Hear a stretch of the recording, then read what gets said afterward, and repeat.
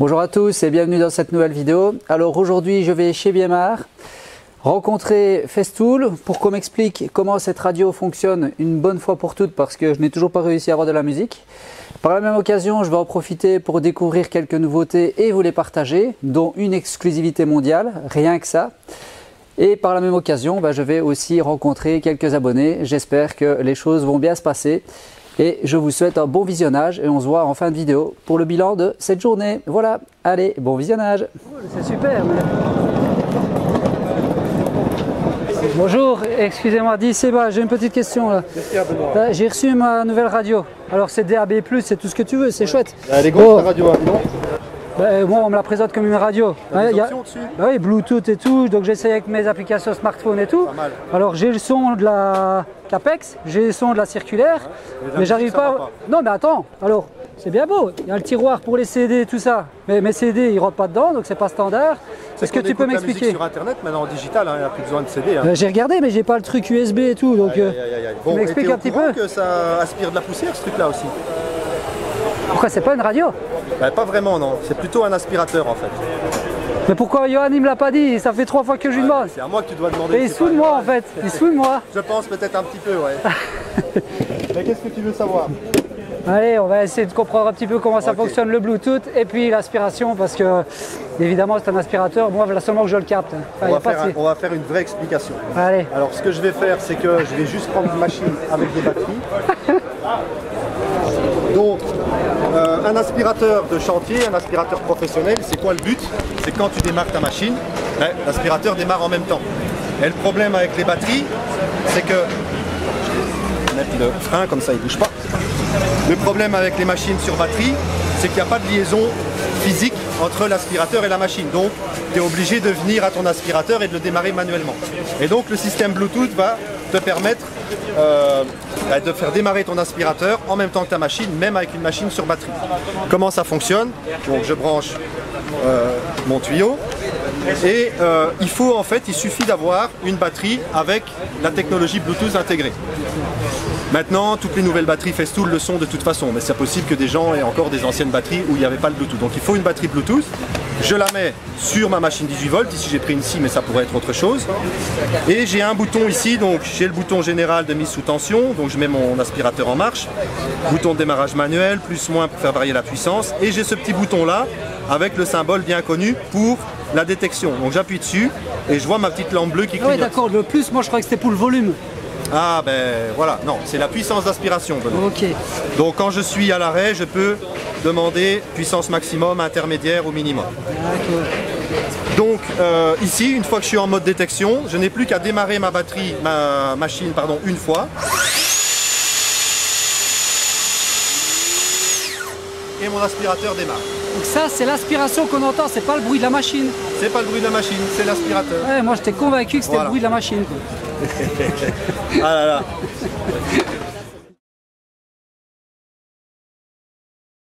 Allez, goal. Donc ici, c'est un prototype d'exosquelette qui va te permettre d'alléger ton travail d'à peu près 5 kg par mois. Là, il faut que tu règles au niveau... Ah, ici. Règle un peu de toi le sac à dos, comme pour toi qu'il soit... Non, c'est bien, je suis bien mis. Ouais. Alors après, attends, on va étendre la boucle ici. En fait, le but, c'est de reporter les charges. À peu près une dizaine de kilos, 5 kilos par bras. Ça paraît peu, mais en fait, c'est déjà pas mal. Serre-toi comme... Mets-toi bien comme... Non, je peux taper la bonne. Ah si, c'est bon. Ouais. Ça, c'est bon, il est bien serré. On a encore une petite ici. Ah oui. Ah non, elle est dans l'autre. Tu l'as pris dedans. Voilà. Donc comme ceci, j'ai dit. Il n'a pas l'air, hein? Costaud, hein? Mais costaud, hein? Il n'a pas l'air, hein? Il est costaud, hein? Voilà.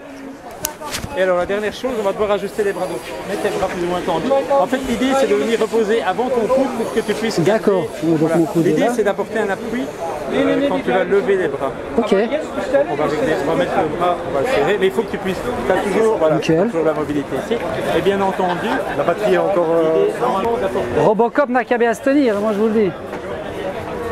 Et ça, vous ne le présentez pas encore en fait. En fait, c'est un prototype. On a une collaboration avec eux, mais je ne sais pas jusqu'à quel point.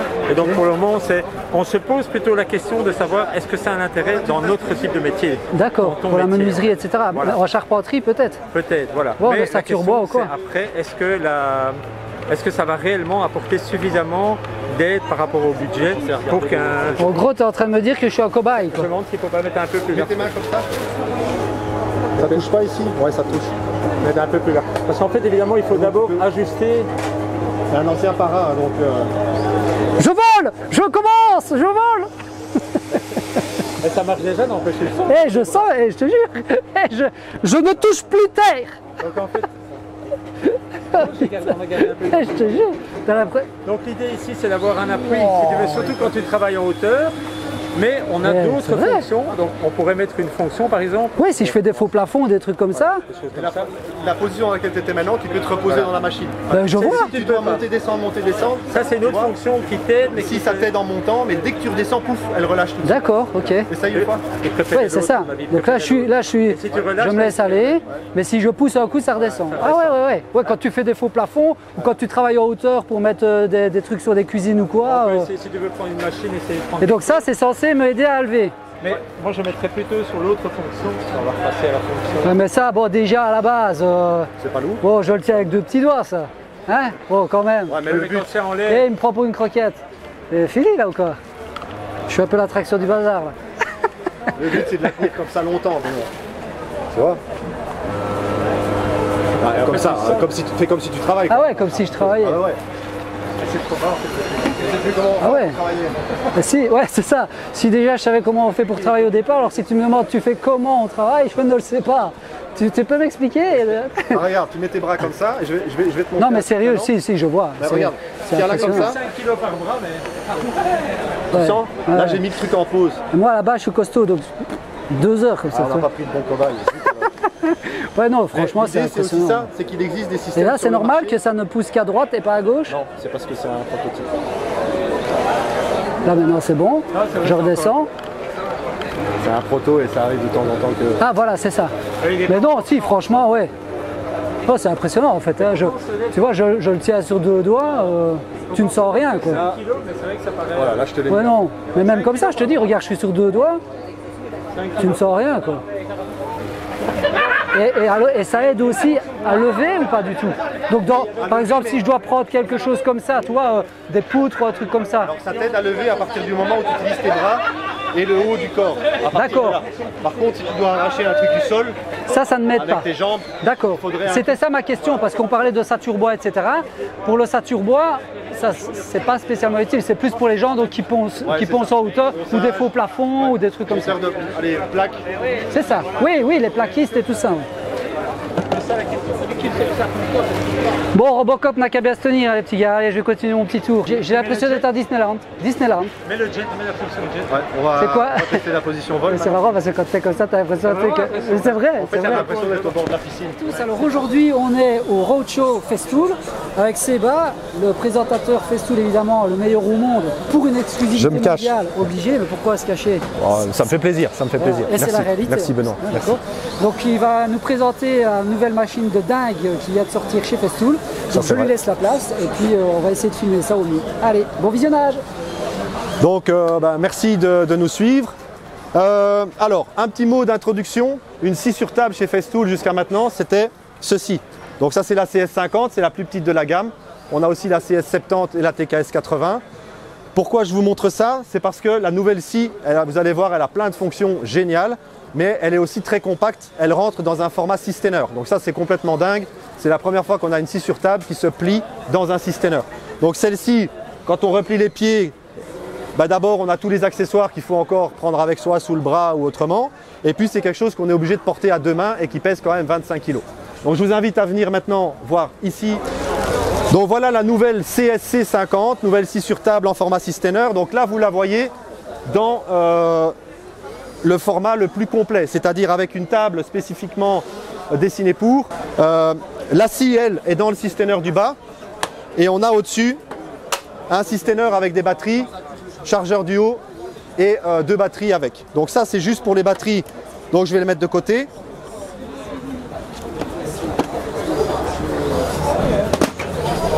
Et donc la scie en elle-même, elle est là. Donc comme je disais, mobilité, rangement, vous voyez tout de suite l'avantage, on est sur un format Systener, donc que ce soit dans la camionnette ou même dans un atelier, on a vraiment quelque chose qui peut se ranger dans une pile de Systener comme n'importe quel autre outil Festool. Alors avant de montrer un peu plus la scie, je vais vous parler de la table. Donc là en fait, vous voyez que c'est un diable de transport pour la scie, mais vous pouvez empiler aussi d'autres Systener dessus. On a une capacité de chargement de 80 kg. Si je veux l'utiliser comme table de travail, je peux l'utiliser en position basse. Donc je vais simplement plier ceci. Donc comme sur une table MFT, on a les trous pour pouvoir mettre les serre-joints Festool dedans. Donc je peux travailler en position basse, mais je peux aussi évidemment la mettre en position de travail. Simplement, je vais déplier les 4 pieds ici très rapidement et ma table est prête. J'ai un pied réglable si le sol n'est pas droit. Et donc voici ma table de travail.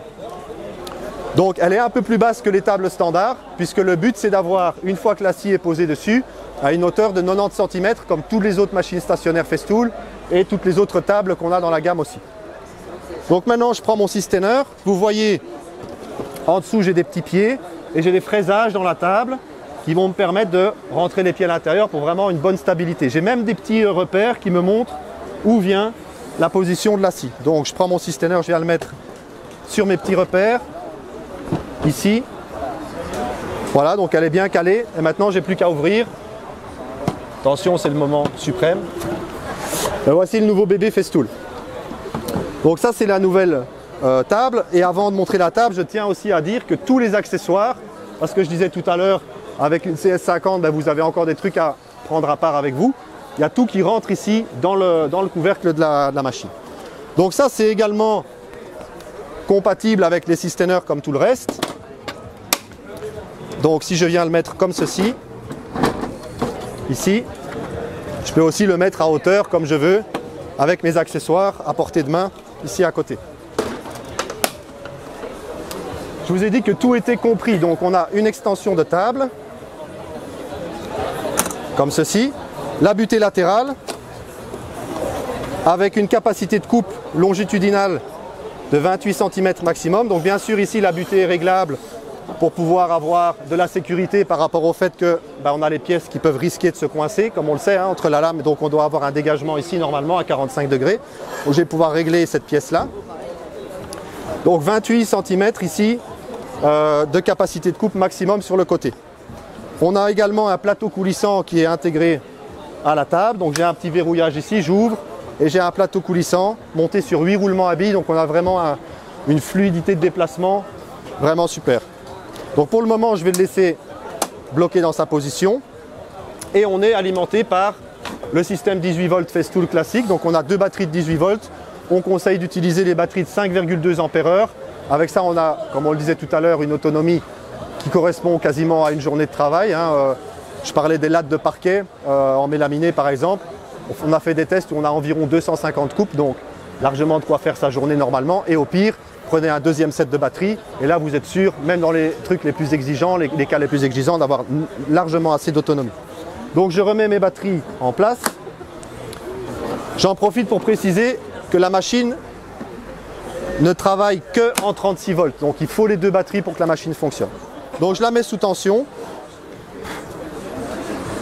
Et donc je vais pouvoir commander ma machine complètement avec ces trois boutons ici. Donc ça c'est mon écran standard. Si je veux maintenant régler la hauteur de coupe, j'appuie sur le bouton du haut. Vous voyez qu'il y a un chiffre qui apparaît en gros. Et maintenant je peux faire varier ma hauteur de coupe, millimètre par millimètre. Et également dixième de millimètre par dixième de millimètre en gardant le bouton appuyé. Donc là, dixième par dixième, je peux ajuster ma hauteur de coupe. Bien sûr, je peux faire la même chose pour les angles. Donc là, j'appuie sur le bouton du bas. Même chose, je vais pouvoir régler mon angle de coupe. Degré par degré et dixième de degré par dixième de degré en maintenant mon bouton appuyé. Donc ça, c'est déjà super, au niveau facilité de réglage, c'est vraiment top. Mais c'est pas tout. J'ai réglé ma hauteur de coupe sur 25 mm. Si je fais varier mon angle, normalement, ma hauteur de coupe diminue, on est d'accord. Qu'est-ce que la machine va faire? Eh bien, elle va automatiquement faire sortir ma lame pour compenser et garder mes 25 mm. Donc regardez ici l'angle, je vais le faire varier. Et regardez, la lame sort pour garder les 25 mm que j'ai demandé au départ. Mais ce n'est pas tout, il y a encore mieux que ça. Je vais reprendre 25-30 degrés par exemple. Et je me dis, tiens, cette valeur-là, dans ma journée, ben, je vais devoir l'utiliser encore plein de fois. Je vais pouvoir l'enregistrer en favori. J'appuie sur les deux boutons en même temps. Il me fait apparaître 4 positions sur le côté de mon écran. J'en choisis une, celle que je veux, par exemple celle du haut. Je valide en appuyant une fois et il m'a enregistré la position dans le système. Donc si maintenant je change complètement mon réglage, je mets par exemple 40 mm et 15 degrés, je vais faire des coupes, donc je démarre, je coupe, je coupe, je coupe, je coupe. Et là maintenant je vais revenir à mon réglage de base. Donc je viens sur mon écran de départ, je vais chercher mon favori en haut et je garde le bouton appuyé jusqu'à ce que la machine ait retrouvé la position automatiquement que j'avais sauvegardée. 25 mm, 30 degrés. Et ceci pour 4 positions différentes. Donc je vais pouvoir enregistrer 4 favoris et la machine va être aussi liée à une application sur GSM et avec l'application vous allez avoir encore des favoris supplémentaires, vous allez pouvoir enregistrer jusqu'à, je crois que c'est 10 ou 12 favoris. Donc si je fais une journée où je veux faire vraiment de la coupe pour préparer des pièces, c'est très facile de préprogrammer plusieurs valeurs et de passer de l'une à l'autre, ça fait gagner du temps. Donc ça c'est les réglages de base. En plus de ça, j'ai également sur mon écran une position avec un P pour parking. Qu'est-ce que c'est que cette position parking? Si je viens dessus et je maintiens le bouton appuyé, elle va toujours me remettre 30 mm en hauteur et 0 degré. À quoi me sert cette position? Dans cette position, je vais pouvoir replier complètement ma scie et le couvercle passe dessus sans que ça touche. Quand je vais ouvrir, je suis directement dans une position où je peux commencer à travailler. 30 mm, c'est une position assez commune, plutôt que de devoir à chaque fois sortir la scie complètement. Mais également, c'est la position dans laquelle je vais pouvoir, par exemple, installer le couteau diviseur, qui est donc rangé dans le couvercle ici. J'en ai deux, j'ai celui-ci avec les protections, mais j'ai également celui-ci qui va me permettre d'être complètement à fleur de ma lame. Et simplement, je le clipse à l'intérieur, sans outil donc, et il est fixé. Si je veux le retirer, j'ai une petite clé à laine à l'arrière, je viens la rentrer ici, j'appuie un petit peu et je peux le retirer et éventuellement mettre celui-ci à la place. Et dernière chose encore avant de faire une démonstration de coupe, vous avez vu la machine dans une position de diable pour transporter, donc je peux ouvrir cette pièce aussi quand je suis dans la position table et ça me permet d'avoir un appui qui est exactement à la hauteur de ma table. Donc quand je vais couper des longues pièces, j'ai cet appui derrière qui va me permettre, même quand je suis tout seul, pas avoir le risque que ma pièce tombe derrière. Donc maintenant, on va faire une petite démonstration de coupe longitudinale. Par exemple, je sais pas moi, 10 cm. Je ne vous l'ai pas encore dit, mais on s'en doute, le moteur, dernière génération aussi de moteur brushless. Donc pas d'entretien, grande longévité. Et on a une transmission par courroie. Donc la scie fait très peu de bruit par rapport à une scie standard également. Donc je branche mon aspirateur qui est sur batterie également. Alors avec le système Bluetooth, Benoît n'a pas tout compris, il va falloir que je lui explique parce qu'il pense qu'il a acheté une super radio, mais il va falloir que je lui donne des explications. Donc système Bluetooth, j'appuie sur le bouton de connexion sur l'aspirateur et j'ai des batteries avec la connectivité Bluetooth compris dedans. Donc je démarre une fois ma machine et les deux sont liés. Donc j'ai pris un nouveau panneau, comme ça je peux vous montrer aussi la capacité maximale de la scie de 28 cm. Allez, cette fois-ci c'est parti avec l'aspiration.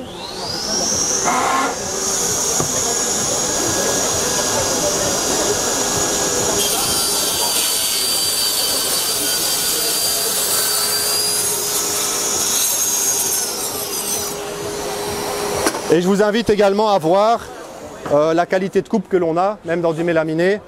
On voit qu'on a une coupe vraiment parfaitement sans éclat. On utilise très souvent une scie sur table pour ce genre de découpe-là, mais on va pouvoir faire des coupes transversales également. Alors ce que j'aimerais bien, évidemment, c'est pouvoir utiliser ma butée ici pour les coupes transversales aussi. Et comme ma scie est très légère et très compacte, je vais simplement la tourner en fait de 90 degrés. J'ai des positions prévues pour qu'elles soient vraiment bien bloquées. Et ça me permet d'avoir, dans le sens transversal, ma butée qui est à la bonne position. Donc là, je vais utiliser mon plateau coulissant avec la butée angulaire qui est fournie également. Donc butée angulaire, bien sûr avec des angles qui sont des positions qui sont pré-réglées comme toujours. Donc je vais la mettre en position ici, dans le plateau coulissant.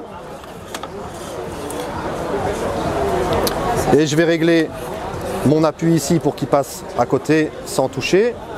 Voilà. Et donc si je mets la butée dans sa position extrême, j'ai 45 cm ici devant. Donc j'ai quand même, malgré la compacité de la scie, une bonne capacité de coupe.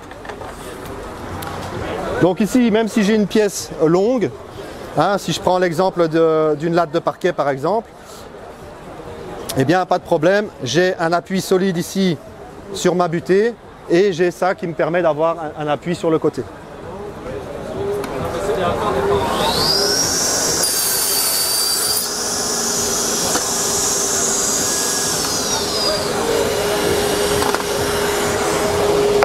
Alors, vous avez vu cette scie, tout est assisté par électronique. Précision au dixième de millimètre. Qu'est-ce qui va se passer maintenant si j'affûte ma lame de scie une fois, deux fois, trois fois? Le diamètre de ma lame va être réduit. Vous le comprenez bien. Donc on pourrait se dire, bah oui, mais mes dixièmes de millimètre, du coup, ça va plus. Alors évidemment, vous vous en doutez, il y a une possibilité de calibrer la hauteur de coupe et également le réglage angulaire. Donc ça, je vais vous montrer aussi.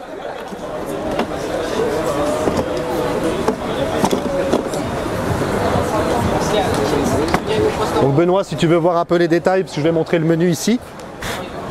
Donc comment je vais faire pour calibrer ma hauteur de coupe? D'abord, je vais revenir à ma position parking. Et donc on a vu qu'on peut régler la scie complètement avec ces trois boutons ici. Qu'est-ce que je peux faire d'autre? Si j'appuie deux fois ici, j'arrive sur un menu avec une dizaine d'entrées. Première entrée, c'est pour fermer et revenir à l'écran de base. Okay. Deuxième entrée, régime moteur. Donc ça va être mon variateur de vitesse. J'appuie dessus et je vais pouvoir choisir position de 1 à 6 avec les tours minutes qui sont indiqués à côté. Donc moi ici pour la coupe de mélaminée, je garde la position vitesse maximum. J'ai une position pour changer la lame de scie qui va simplement mettre la lame sous un certain angle pour avoir plus facile de défaire l'écrou. Et alors j'arrive aux deux possibilités de calibrage. Calibrer la hauteur de coupe. Alors ce qui est super avec un écran, c'est que la machine vous dit tout ce que vous devez faire. Donc ici, qu'est-ce qu'elle me dit? Insérer complètement la lame, appuyer longtemps. Donc j'appuie, j'ai une barre qui m'indique la progression jusqu'à ce que la lame de scie soit complètement rentrée. Elle me dit ok, c'est fait. Je continue, poser la pièce à travailler. Donc en fait, je vais juste prendre une petite chute de bois pour venir affleurer et régler ma hauteur, zéroter ma hauteur de coupe. Je continue, me dit démarrer la lame de scie. Donc je démarre. Et là, je vais pouvoir faire varier la hauteur de ma scie, dixième par dixième, jusqu'à ce que je vienne toucher ma pièce.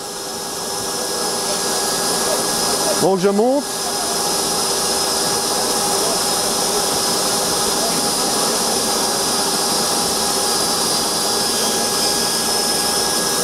Là, j'entends que ma scie touche et je vois que je suis légèrement rentré dans le mélaminé. Donc là, je suis à 0 plus 1 dixième, donc je vais revenir en arrière d'un dixième. Ça ne touche plus. Je valide. Et là, je sais que mon 0 est parfaitement calibré. Donc, si plus tard, je viens maintenant mettre, par exemple, 15,5 dixièmes, je sais que j'ai parfaitement 15,5 dixièmes de millimètre. Et donc ça, c'est génial parce que, au lieu de devoir ramener la scie vers le service technique pour faire calibrer votre hauteur de coupe éventuellement, l'utilisateur peut le faire lui-même à tout moment. Bien sûr, je vais pouvoir faire la même chose avec l'angle. Donc, je reviens dans le menu, calibrer l'angle de coupe. Même chose, il me dit tout ce que je dois faire. Donc, rester appuyé longtemps. J'ai ma lame de scie qui sort complètement en capacité maximum. Je rappelle, capacité maximum, 50 mm. Je continue, il me dit, prenez un outil de mesure. Donc, je prends une équerre, j'en ai pas, mais on va supposer que ça, c'est une équerre. Je viens la mettre ici. Avec le sélecteur rotatif, orienter la lame. Donc même chose, je vais pouvoir faire varier l'orientation dixième par dixième jusqu'à ce que je vienne affleurer. Donc si tu montres ici, on voit la lame qui s'incline très légèrement. Donc là, je vais faire varier jusqu'à ce que je m'aligne complètement avec mon outil de mesure. Voilà, je suis pile poil. Je valide et là, mon 0 degré est parfaitement validé également. Donc ça me permet à tout moment, quand je le souhaite, quand j'ai un doute, quand je constate qu'il y a éventuellement quelque chose qui ne va pas, de venir recalibrer et la hauteur de coupe et l'angle de coupe. Voilà, je pense que j'en arrive à la fin de ma présentation. Et là, je vais vous montrer que très rapidement, on plie la scie, elle revient en format Systener. 50, à 0 degré, bien sûr. J'ai des petites positions parking indiquées partout. C'est-à-dire que je vais mettre les P en face des P pour pouvoir ranger la scie. Donc je viens coulisser ici, je mets le P en face du P. Tac, je bloque. Je plie mon extension. Je débranche mon aspirateur. Et là, comme je le disais tout à l'heure, j'ai tout qui rentre ici, donc dans le Systener. Les deux couteaux diviseurs, celui-ci, celui-ci, qui sont vraiment sécurisés en place très solidement. La butée angulaire, même chose, elle a des positions parking également, donc je vais venir remettre ici, tac, en face du P, le P en face du P ici, comme ceci.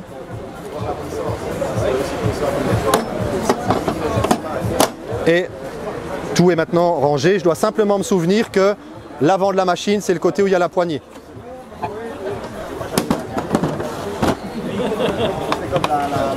Clac, clac. Et c'est rangé.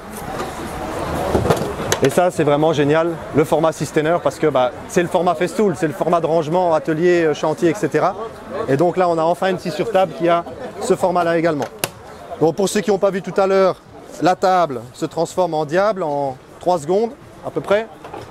On plie simplement les 4 pieds.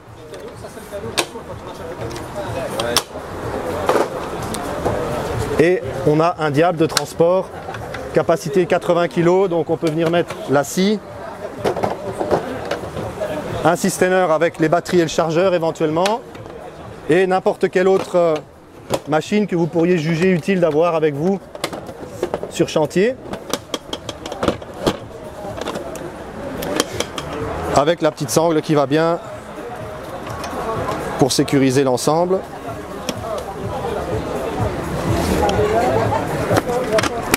Voilà.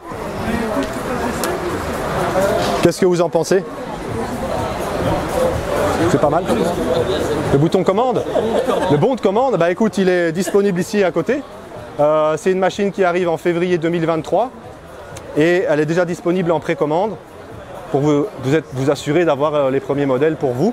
Alors je précise qu'on a bien sûr le modèle complet comme ici, avec la table, le Systener Energy 7 avec chargeur batterie. On peut prendre la scie toute seule en version basique, sans chargeur, sans batterie. On peut prendre la version basique sans chargeur, sans batterie, mais avec la table. Et on peut prendre également la table à part toute seule comme accessoire si on la juge utile pour faire d'autres choses avec d'autres machines. Voilà. J'ai pris un accessoire. Mais ça va, Moi je le mets qu'en hiver, mais bon, c'était pour rigoler. Tu vois. Mais t'as bien fait, il n'y a aucun souci. Je me suis dit je vais me balader avec une casquette, il va me regarder. Pourquoi? Donc voilà, nous voilà arrivés donc à la fin de cette présentation. Pour ceux qui ont capté un peu le truc, c'est un truc de dingue, c'est une machine de dingue. Évidemment, Sandy qui essaie de passer devant la caméra, elle veut faire sa vedette. Elle veut faire sa vedette. Elle veut, voilà. Voilà, elle veut faire sa vedette. Et donc, pas de pub, rien du tout, c'est vraiment plaisir. Je suis venu ici pour rencontrer les gens, il y a pas mal de gens autour, ça fait super plaisir. Donc je vous dis déjà à demain pour de nouvelles aventures. Ça m'a fait plaisir de vous montrer cette machine, c'est une machine de dingue. Juste un peu déçu, c'est bas, la dernière présentation, il était monté dessus, bon, il fait environ 130 kg, il n'a pas su le démontrer. Voilà. Voilà. Le manuel l'interdit. Voilà, mais non, c'était vraiment génial. Et si vous avez l'occasion d'aller au Roadshow, Festool, peu importe où d'ailleurs, n'hésitez pas, c'est chouette, ambiance super sympa, les gens super sympas, les machines top comme toujours. Et puis meilleur présentateur du monde, hein, comme je dis, c'était vraiment génial. Merci à toi. Allez, salut. Mais voilà, nous voilà arrivés à la fin de cette vidéo. J'espère que ça vous a plu. J'espère que cette machine vous aura surpris. Nous, en tout cas, elle nous a vraiment impressionné sur place, toutes les spécificités, etc. Le petit système là, exosquelette, ça m'a bien fait rire. On a vraiment cette sensation d'être soulevé, hein, comme je dis, soulevé de terre. C'est vraiment très, très impressionnant à tester. Je vous invite vraiment à aller visiter le Roadshow si vous avez la possibilité d'aller en visiter un près de chez vous. De nouveau, comme je l'ai dit lors de la vidéo et de la conclusion avec Sébastien, c'est vraiment pas de la pub, loin de là. Mon idée était vraiment d'aller à la rencontre des abonnés. Exceptionnel, j'ai dû discuter avec 20-25 personnes, c'était vraiment un super échange, des jeunes, des moins jeunes. J'espère, je vais leur demander qu'ils m'envoient des photos, j'espère que j'aurai pu récupérer les photos qu'on a pu faire ensemble pour que je puisse mettre dans cette vidéo. Si ce n'est pas le cas, ben voilà, je tenais déjà à tous les remercier, j'ai passé un excellent moment. Je sais qu'il y a des gens qui sont venus comme Pascal Rosen pour ne pas le citer et puis qui n'ont pas osé venir me trouver parce que j'étais occupé avec d'autres personnes. C'est dommage parce que c'était vraiment le but, c'était de discuter avec tout le monde et puis ben voilà, connaître un peu les gens qui regardent, avoir cet échange en vrai. Donc j'ai passé un excellent moment. Je dis aussi merci évidemment à Festool pour organiser ce genre d'événements. À Biémarbois qui est mon fournisseur ou un de mes fournisseurs principaux pour l'accueil, pour l'organisation, etc. Enfin, c'était vraiment très très très sympa. J'ai passé un excellent moment. J'espère que les personnes qui m'ont rencontré ont passé un bon moment également.